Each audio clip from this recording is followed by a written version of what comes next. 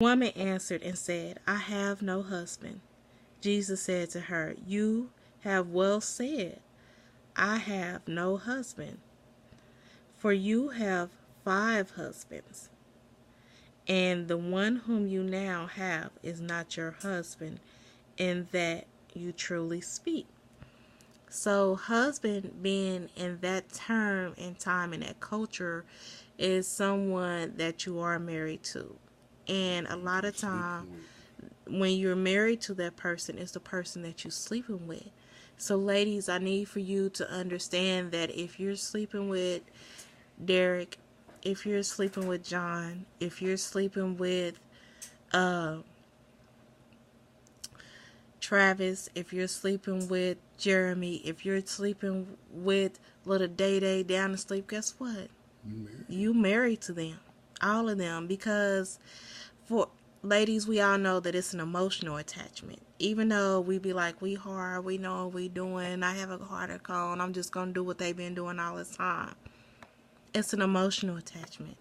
You're married to all of those men that you lay down with every day. And sometimes, a lot of women that are not walking in Christ, that doesn't know or may not understand this, they just feel that it's casual. It's a casual sex. But yet it's still an emotional stronghold that you're holding on to. Right. So, the woman said to him, Sir,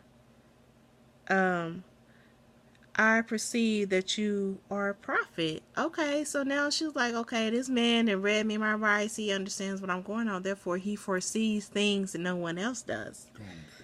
Our father worship on the mountain, and you Jews say in Jerusalem is the place where one ought to worship.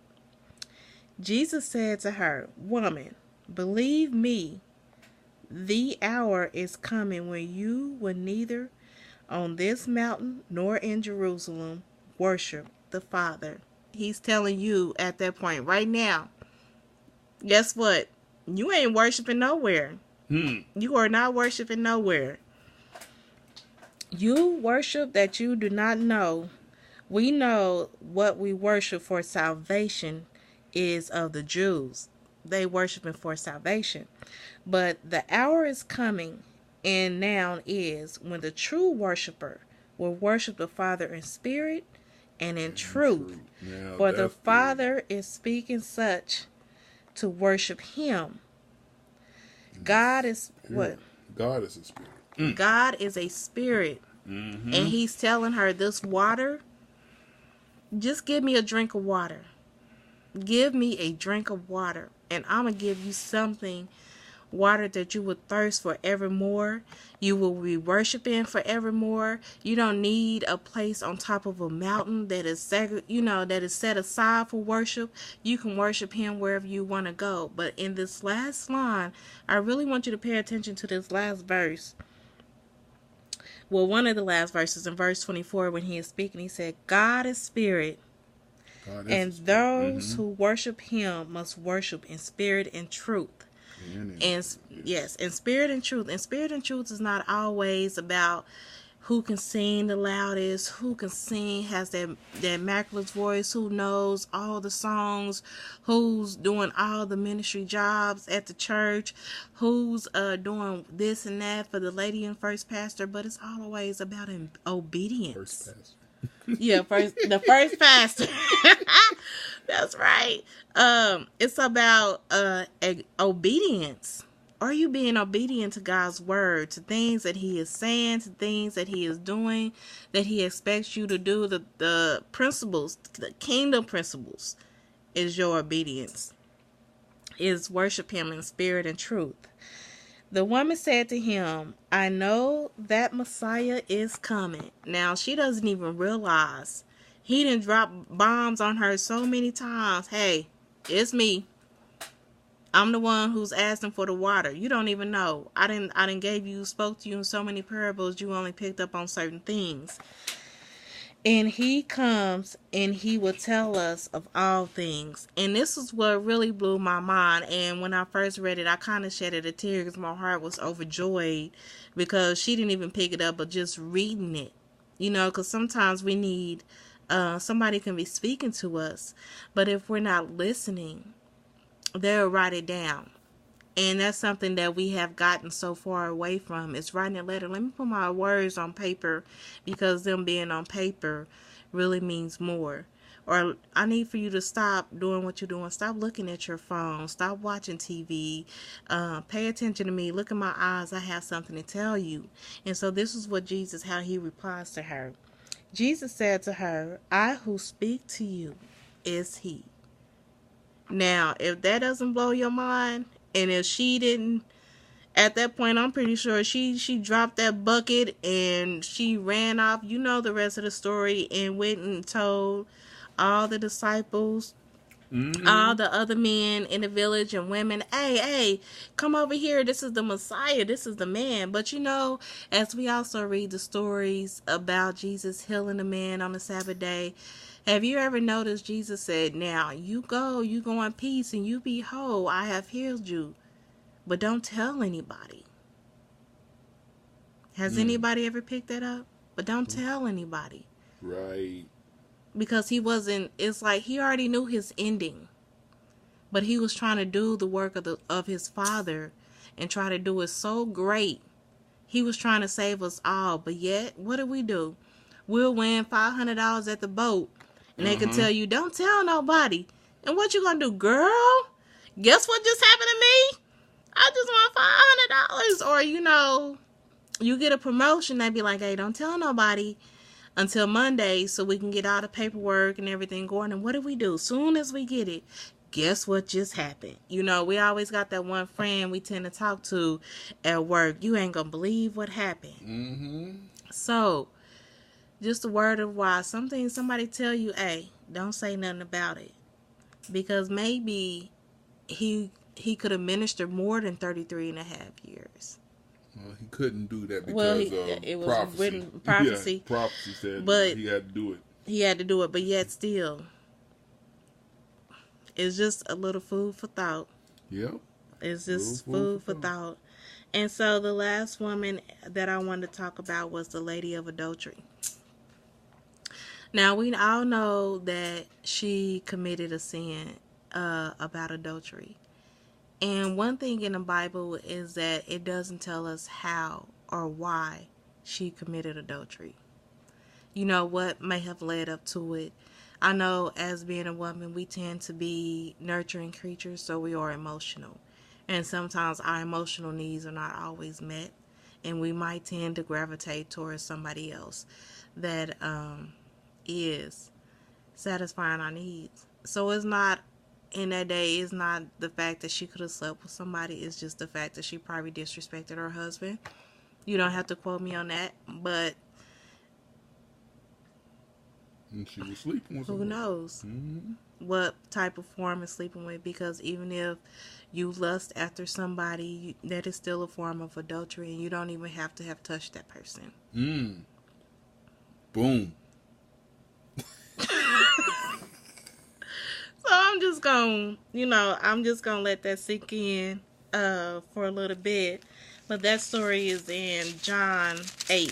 So we're gonna roll on over to another woman. And I think it was a woman in the Bible where it was 5 women. I remember reading a book, and the book said that in one of the stories that there was only one woman in the Bible that he called daughter. And that really stuck with me. And I'm going to go back and find out which story that really pertained to. Because that means a lot. Even though I am his daughter. And I'm very grateful. But at that time, it was only one that he called daughter. So in John 8, 1 through 11. Let's see.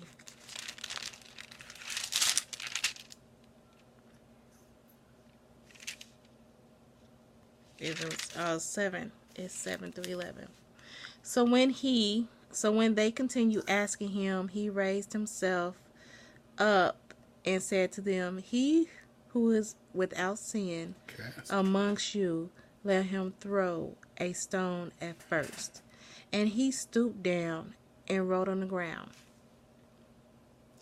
Now, then those who heard it, being convicted by their own conscience, went out one by one, beginning with the oldest, even to the last. And Jesus was left alone, and the woman standing in the midst.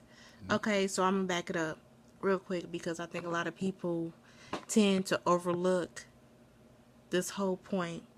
Even though she was brought out to the circle and everybody was around her and Jesus was standing there because they wanted to see, the Pharisees wanted to see how he was going to respond to this lady's sin.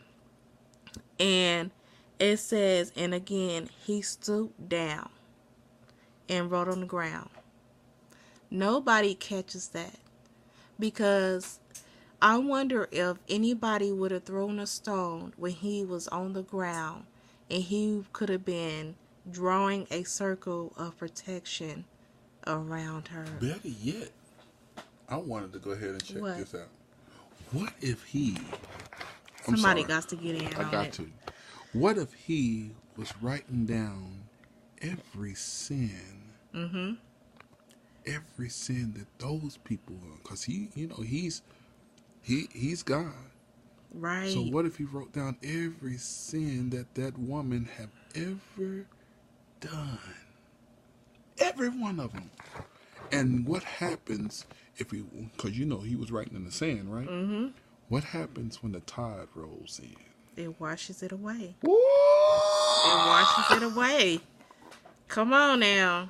A lot of people don't think about that because, it's in black. It's telling a story about what was happening. But you also have to remember, this book you have to decipher, you have to think about. You have to think about it. Right. If you're going through something and, you like, God, please help me, show me the way. And he's writing.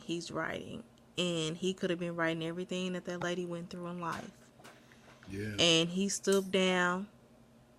He didn't even look up, not one time, when he said, let me go back in. When Jesus, then those who heard it, because he said, who is without sin among you? Let him throw a stone at her first. Now remember, this is the King James Version. I mean, the New King James Version Bible that I'm reading from. So, while he was down there drawing his circle, writing in the sand, he could have been writing anything. Nobody knows, because nobody decided to make note of that, all except for the fact that he was writing on the ground. And again, he stooped down and wrote on the ground. Then those who heard it began convicted by their own conscience, went out by one, beginning with the oldest, even to the last. And Jesus was left alone, and the woman standing in the midst. When Jesus had raised himself up and saw no one but the woman, he said to her, Woman, where are those accusers of yours? Has no one condemned you? She said, No one, Lord. And Jesus said to her, Neither do I condemn you. Go and sin no more. Then Jesus spoke to them, saying, I am the light of the world. He who follows me shall not walk in darkness, but have the light of life. And that is what he gave her. He gave her a new life, because by the end of that whole episode, not one person probably looked upon her as her act of being sin, but that Jesus forgave her, and so should they, and they moved on from it, for she was given life once again. I just want to say thank you for your time and listening. I hope that I get more views out there, but I just wanted to point this out. Whatever you're going through in life is not the end, and there's always a way out. Just keep your head up, keep your head in the book, keep improving yourself, and keep loving others as God has loved you. And we out here, we're going to make this world a better place. We're all in place for a reason. I love you all. Bye.